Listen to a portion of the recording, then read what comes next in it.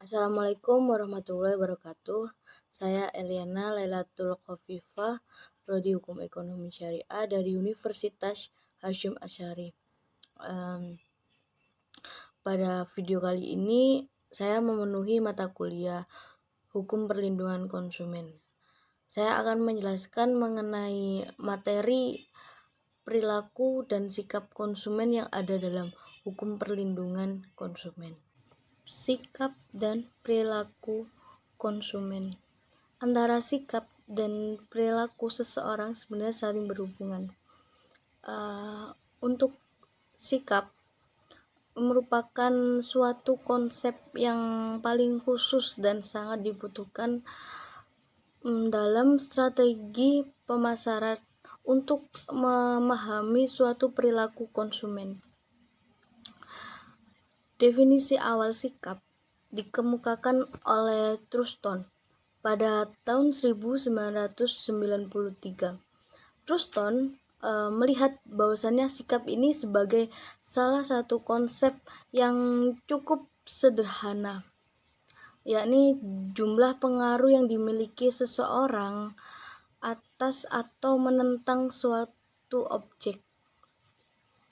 Kemudian ada yang menjelaskan mengenai definisi sikap, yaitu Gordon Allport.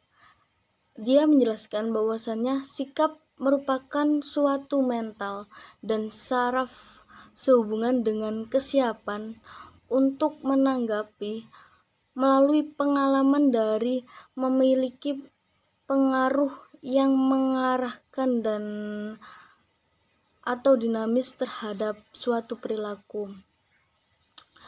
Dalam hal ini, definisi yang dijelaskan oleh Gordon Allport mengandung makna bahwasannya sikap adalah mempelajari suatu kecenderungan yang memberikan tanggapan terhadap suatu objek baik yang disenangi maupun tidak disenangi secara konsisten. Jika dianalogikan, sikap konsumen terhadap suatu merek yaitu mempelajari kecenderungan konsumen untuk mengevaluasi merek, baik merek yang disenangi ataupun tidak disenangi, secara konsisten. Dengan demikian, konsumen mengevaluasi merek tertentu secara keseluruhan, dari yang paling jelek sampai paling baik. Selanjutnya, ada Tendis dan ahli lainnya mengkombinasikan 3 jenis tanggapan, yakni ada pikiran, perasaan, dan tindakan ke dalam model 3 unsur dari sikap. Dalam skema ini, sikap dipandang mengandung 3 komponen yang terkait, yaitu ada pengetahuan tentang suatu objek dan evaluasi positif atau negatif terhadap suatu objek, dan ada perilaku aktual terhadap suatu objek. Dan masih ada beberapa ahli yang menjelaskan mengenai definisi mengenai sikap.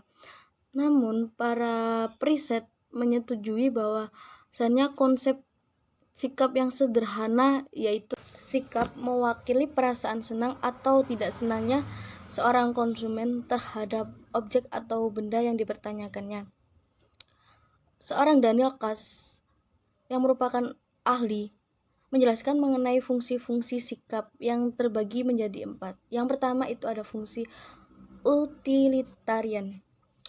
Di sini konsumen mengembangkan beberapa sikap terhadap produk atas dasar apakah suatu produk memberikan kepuasan atau kekecewaan. Dan yang kedua ada fungsi ekspresi nilai.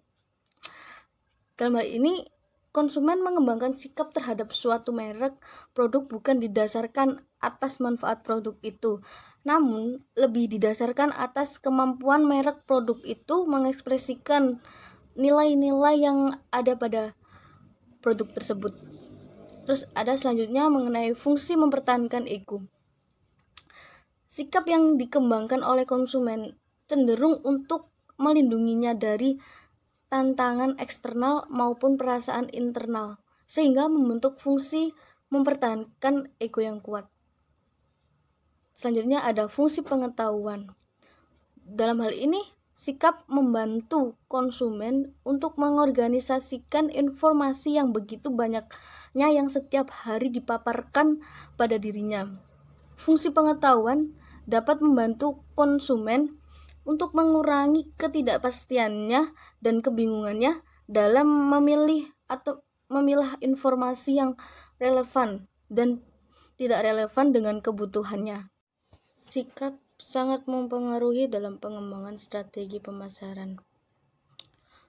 Pengukuran sikap konsumen bagi pemasar merupakan hal yang sangat penting. Dengan mengetahui suatu sikap konsumen, pemasar atau penjual dapat mengidentifikasi segmen manfaat, mengembangkan produk baru, dan memformulasikan serta mengevaluasi strategi promosional.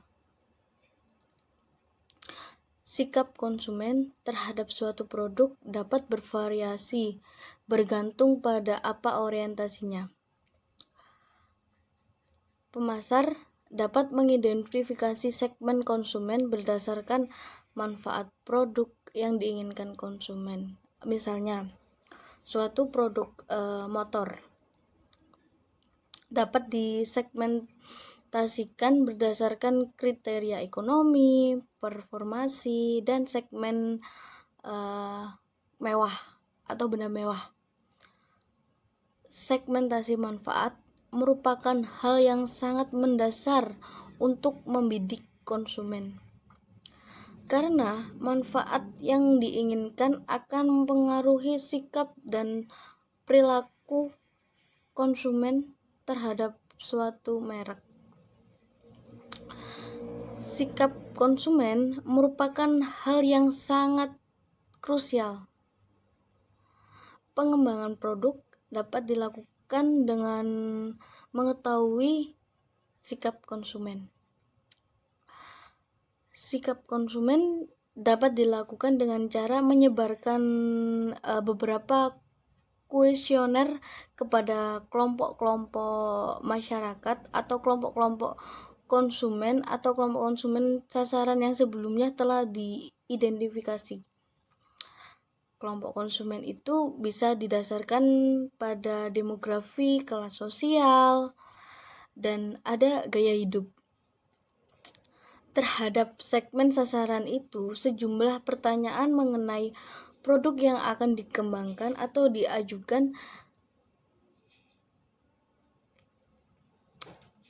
dengan mendasarkan pada sikap dan penilaian segmen konsumen, itulah pengembangan produk dapat dilakukan.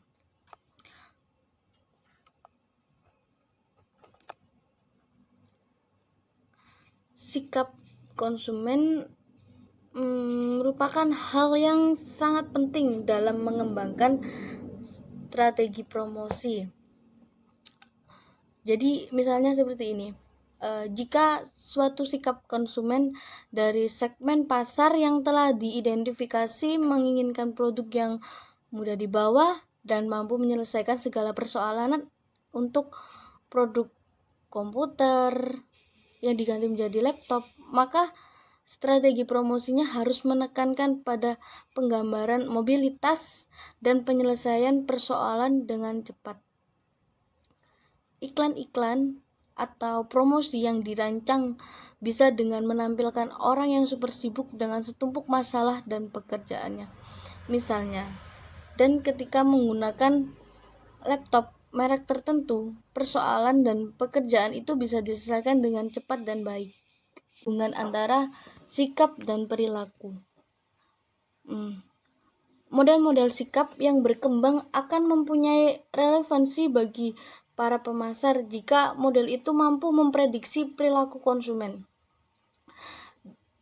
Dengan hal lain, sejauh mana sikap konsumen mampu dijadikan dasar untuk memprediksi perilakunya. Untuk mengetahui bagaimana sikap bisa memprediksi suatu perilaku, kita bisa menggunakan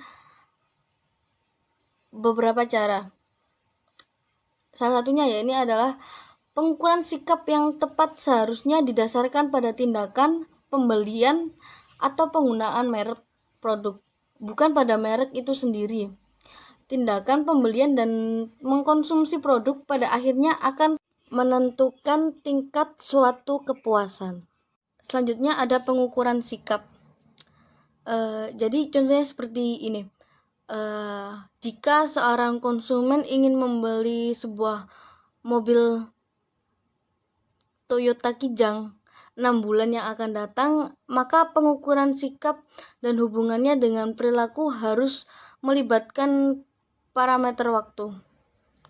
Rentang waktu yang lebih lama antara pengukuran sikap dan waktu untuk berperilaku, 6 bulan misalnya, akan mempunyai hubungan yang kurang kuat. Terus ada pengaruh orang lain. Dalam hal ini, keinginan orang lain terhadap pembelian dari suatu produk juga memotivasi konsumen lain untuk menuruti keinginan-keinginan itu. Sekian dari saya. Apabila ada salah kata, dan maaf yang sebesar-besarnya. Wassalamualaikum warahmatullahi wabarakatuh.